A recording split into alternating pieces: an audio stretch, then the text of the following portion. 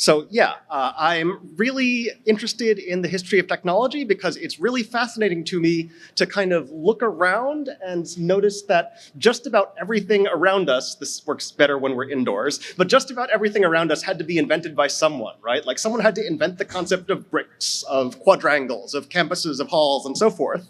And it's really easy to forget even when you're trying to remember it. So one thing that I like to do when thinking about this is look at early prototypes of a thing that became standardized later. Like, have you ever looked at what bicycles looked like in the 1800s? Like, there's one standard design that we all kind of accept now, but like there was a lot of stuff we had to try before we got there. And so I did this for typewriters not too long ago, and there's some really fascinating stuff in the, oops. Yeah, and there's some really fascinating stuff in this space.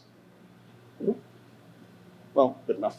I mean, you can see how many different ways there are to make typewriters if you don't know what a typewriter looks like ahead of time. In particular, this ridiculous thing like is called a writing ball and was actually used by Nietzsche to like write his manuscripts.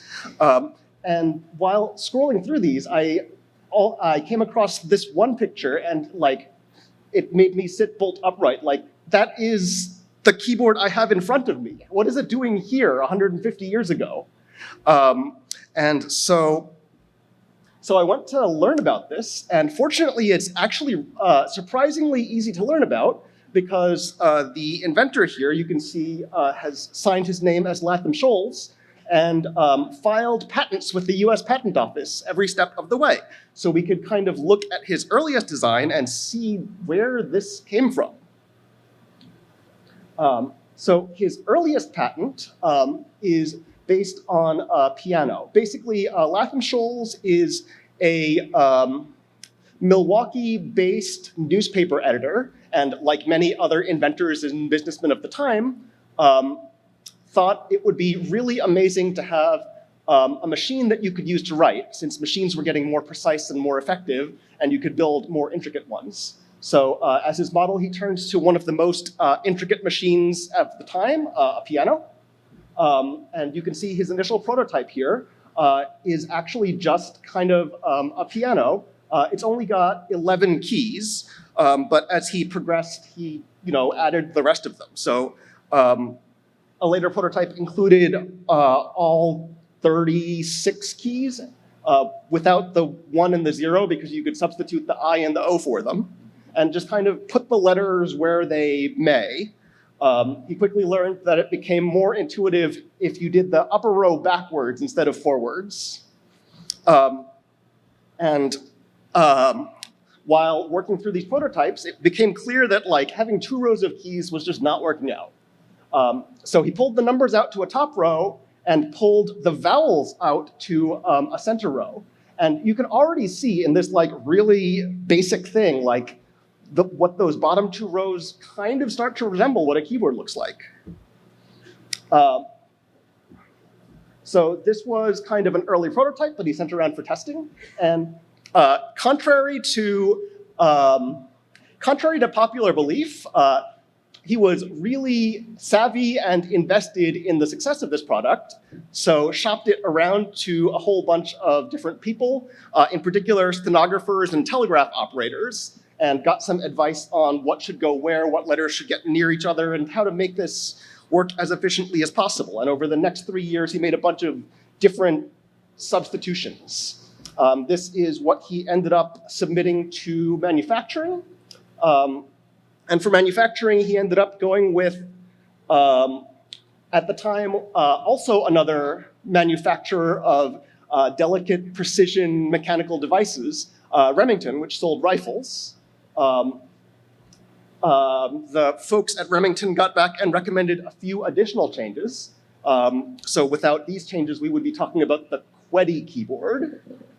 And there it is, like it's off to production. Here's a model of the first production piece. Why do we still use this today? Well, as a savvy businessman, when typewriters were first introduced, everyone used them the way he expected to be used, which was hunt and peck, right? Like you look for the key you want and you press it. But before too long, people are very smart and kind of invented touch typing. And he realized that A, whoa, touch typing is awesome.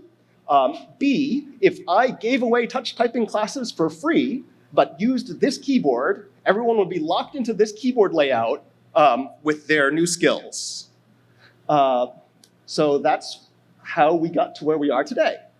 Now I'm gonna try and somehow speed run 150 years of iterative refinement of this keyboard in the next 5 minutes. So let's see how this goes. Here we have an Underwood number 5, which is the kind of archetypal typewriter. In the 22 intervening years, folks really iterated on typewriters, you know, all this cutthroat competition, and we ended up with this, which is basically, if you ask someone to imagine a typewriter, they'll probably imagine this thing. You'll see it's got, this keyboard has 2 interesting additions I want to point out. One of the major features is that the original typewriter couldn't type lowercase characters. So the hammers now have 2 characters per hammer printed on them. And there's this shift key you could hold down to shift where the hammers hit, so that you hit either the upper or the lowercase. There's also this tabular key up here. Another key feature was people kept making tables.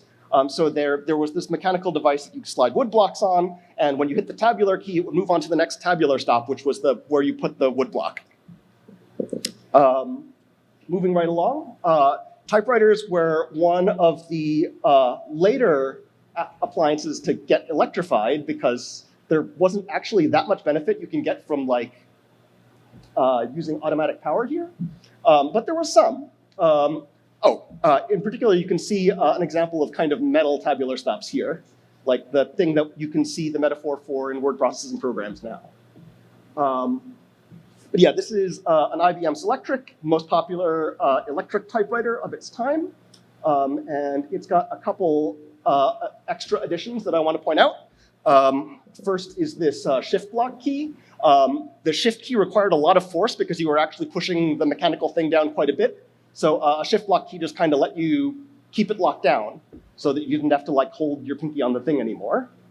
There's also this new return key with the advent of electric power. Instead of having to manually line feed and carriage return the typewriter, you could now press the carriage return key and the carriage would return all the way to the left. We all know that there has been lots of hay raised about like whether line feed, carriage return, both, or in what order actually signify a new line. That's what that's from. Not too long afterwards, the mainframe computing started becoming really big, and people wanted an easier way to interface with these computers than punch cards. So they hooked up a teletypewriter. This here is the teletype model 33 to a mainframe in order to control it. And the stuff that they added in order to help with controlling these things were, well, there's this control key, since you're actually controlling the thing, and you can see a lot of these keys have marks for like what control characters they use when you press them. In particular, Control G is bell, you can see here. I'm sure our Unix aficionados know others. They also added the escape key to let you escape from whatever you were currently doing. And then as mainframes gave way to personal computers, there's like the giant block keyboard that everyone knows.